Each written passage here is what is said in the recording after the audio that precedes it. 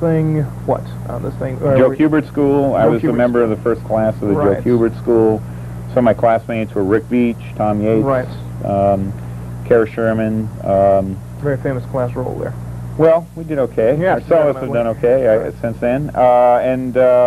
Actually, before I graduated from the Kubert School, I was doing work for Joe. I was doing backup stories in Sergeant Rock. Yeah, that's what it was. I was working for heavy metal before I graduated from the Kubert School. Rick Beach and I, that led to Rick Beach and I doing an adaptation of 1941, the ill-fated Steven Spielberg, John Belushi movie. We thought we were on an easy street. We were doing the first Spielberg film since Jaws, and it unfortunately they didn't put us on easy street. I'll confess I loved it though, like that. I liked it. I thought it was a good movie. Yeah, that's true. Wasn't particularly funny, but it was a good movie. I thought it was. Go ahead. And then I did work for Marvel Comics. I worked with Scholastic magazines for a number of years doing horror comics in Scholastic magazines. And it all led to Swamp Thing. Okay, this is where they tapped you out for Swamp Thing or so like that. Well, they didn't so much tap us out. We were still, Tom Yates, who was one of my classmates and a good friend, was drawing Swamp Thing at that time. Right. And he told John Tolliban and I, John also came out of, was at Kubert School for 1 year. He wasn't a graduate.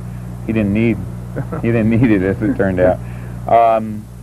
Tom was going to leave the book, and he let John and I know, because he knew that John and I had much more affection for the kind of material that Swamp Thing entails, the monsters, the horror elements, than Tom did. Tom is very much out of the Al Williamson School of Adventure comics.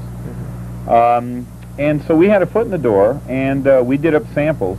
John and I did a number of sample pages. We did some where I penciled and John inked, and we did some where John penciled and I inked. And Len Wein, who was the co-creator of Swamp Thing and was editing the book at that time, preferred our samples. Yeah. And we got it, and he preferred my pencils and John's inks, and that's how we ended up doing the book. Yeah, you certainly spruced up the last few Marty Pasco issues there. Yeah. And then that shifted into high gear with Alan Moore getting on. What in the heck was the transition when you first saw the first Alan Moore script come down, which I guess was Loose Ends? Well, it was a wish fulfillment. Marty's a very good writer. He's done some of his best work for television, actually. But John and I weren't very happy with the direction the book was going in. Swamp Thing was still a man trapped in a monster's body. Right, it's not a monster. They'd been hitting the same note since 1971. It was brilliant and it was moving in 1971 during the first 10 issues that Len Wein and Bernie Wrightson did, and it worked for the first run of Len Wein and Nestor Redondo's issues. But you know, we were flogging a dead horse by that time. There's no two ways about it. And before we even came on the book, John had the idea of Swamp Thing as this plant creature. Right. Both of us wanted to extrapolate on that. It had only been touched on before then.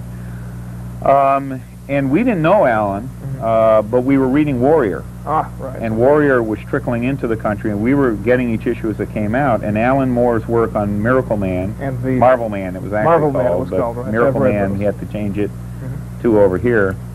And V for Vendetta was it was the best writing being done in English language comics at that time. And when Marty was moving away from comics, he was living in L.A., he wanted to do TV work. It was getting harder and harder and harder to get an issue done because of his professional deadlines. You know, we were taking more and more of a back seat in his life. At one point, John and I sort of laughingly said, gee, wouldn't it be great if it was Alan Moore that we were working with? Well, it turned out Len Wein called him out of the blue. Right. And Alan, indeed, ended up being the writer on the book. And the first script that we saw was number 20, Loose Ends, which really wasn't indicative of what Alan wanted to do. It was literally tying up the loose ends. I'll never forget getting the script for issue 21, which was actually the first issue that I worked on. Am I right? Anatomy Lesson, which I still think is the best one we ever did. Textbook story of a good horror comic. Well, it was also just a good comic. Right. You know, beyond doing a good horror comic, it was a good comic. It was really, it was 24 pages that took you on a real emotional roller coaster ride. It was complete. The characters had a lot of texture and depth to them, and visually, it was a gold mine. I mean, it was just like it was a Pandora's box, and one that we wanted to open, and there it was. And you know, I'll never forget reading that issue in script form. Right. And bear in mind, for me, working on the book, reading Alan's scripts was the only time I got a rush out of it. Right.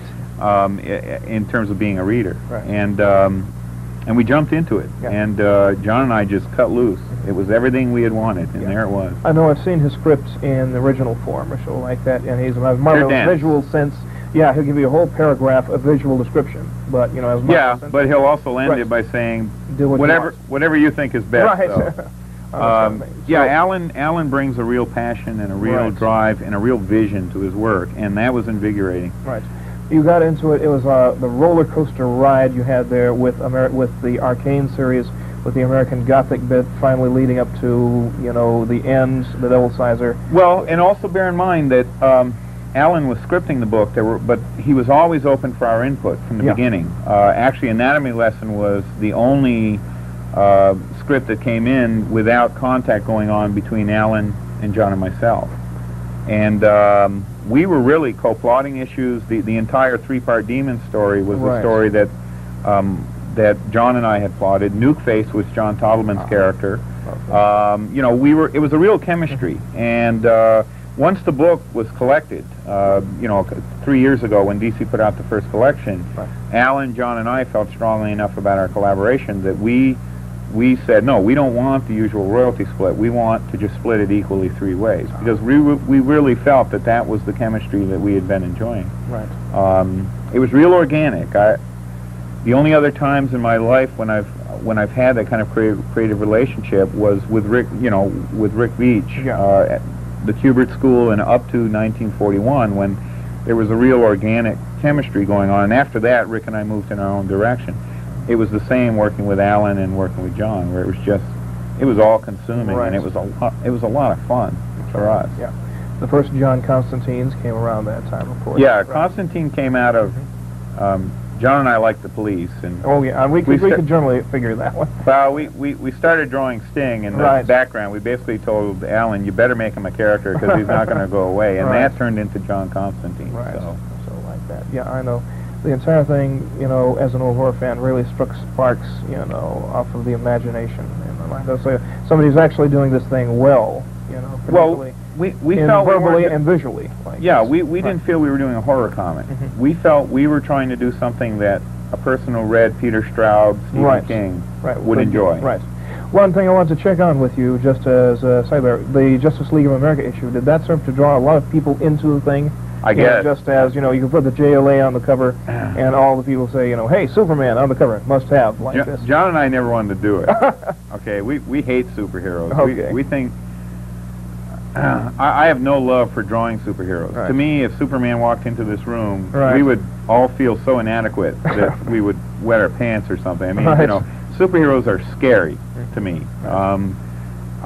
It never was to me a power fantasy. Even when I was a child, I never really enjoyed it. To me, the effective superheroes are the New Gods by Jack Kirby. Right.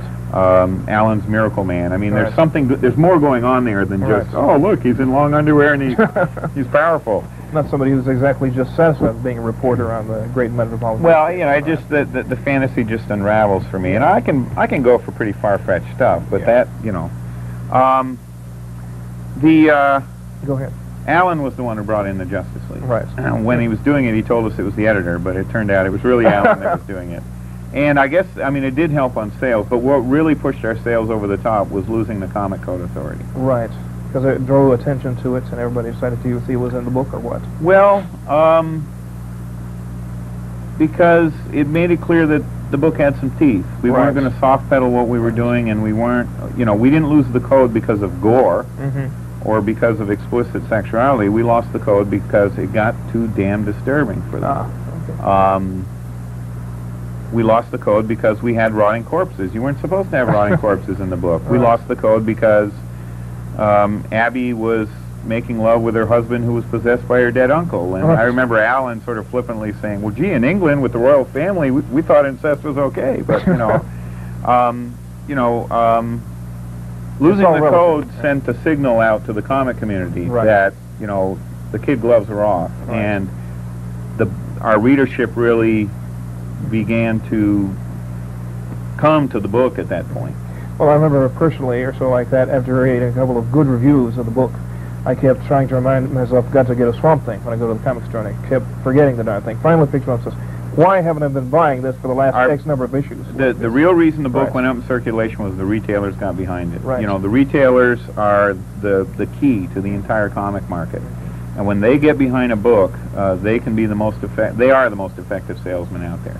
And we found time and time again, there was about a 2-year span where John and I were doing either a shop appearance other week, literally. We were in a different part of the country every other week, separately and often together. And it was really the retailers who had read the book and liked it and who would say to their customers, look, take this home. I won't even charge you for it. If you don't like it, bring it back.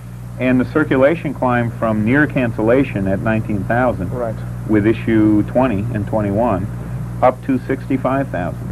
Thanks for being on the Comic Book Show. Stephen Bissette, Dallas Fantasy Fair. Thanks.